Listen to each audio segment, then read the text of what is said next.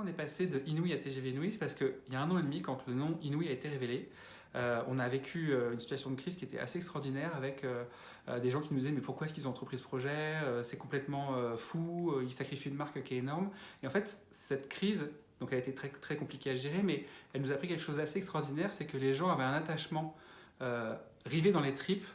à TGV et que ça faisait partie de leur histoire, ça faisait partie de leur patrimoine, et on s'est dit il faut écouter cette demande du public, il faut écouter ce que nous dit le marché, et on s'est dit TGV Inouï, ça traduit à la fois l'héritage qu'on peut avoir à travers cet attachement émotionnel au matériel, et puis cette nouvelle expérience de voyage qu'on a envie de créer. Et donc du coup, on est passé de TGV, qui est le nom de la motrice, à TGV Inouï, qui est le nom du transporteur et de l'expérience de voyage qui est proposée aux clients.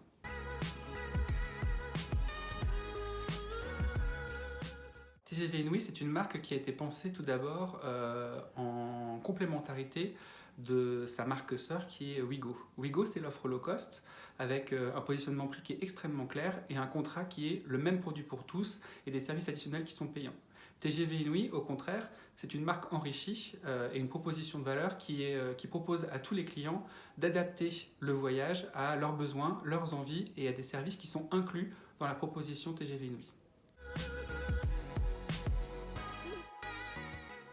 À chaque fois qu'on prépare une prise de parole en communication, on prépare aussi la communication de crise parce qu'on sait qu'on est une entreprise qui est très exposée et que les détournements sont très faciles, un logo se retourne très facilement, une campagne se détourne et des mots comme le temps par exemple, dès qu'on parle de temps on parle de retard et donc du coup les internautes se lâchent sur le sujet. En plus on a un historique qui est très compliqué puisque quand on a lancé la marque et révélé le nom il y a 1 an et demi, il y a eu un énorme bad buzz et donc on s'est dit il faut qu'on adresse tous les publics. On a été adressé des publics influenceurs, c'est-à-dire on est sur un lancement de marque, donc on est sur des professionnels du marketing, de la communication, des professeurs d'économie. Comment est-ce qu'on peut finalement connaître ces gens-là et leur apporter les bons éléments de réponse pour qu'ils soient pour et qu'ils soient contre, ils connaissent le projet de l'entreprise. Le deuxième étage de la fusée, ce sont les journalistes, avec une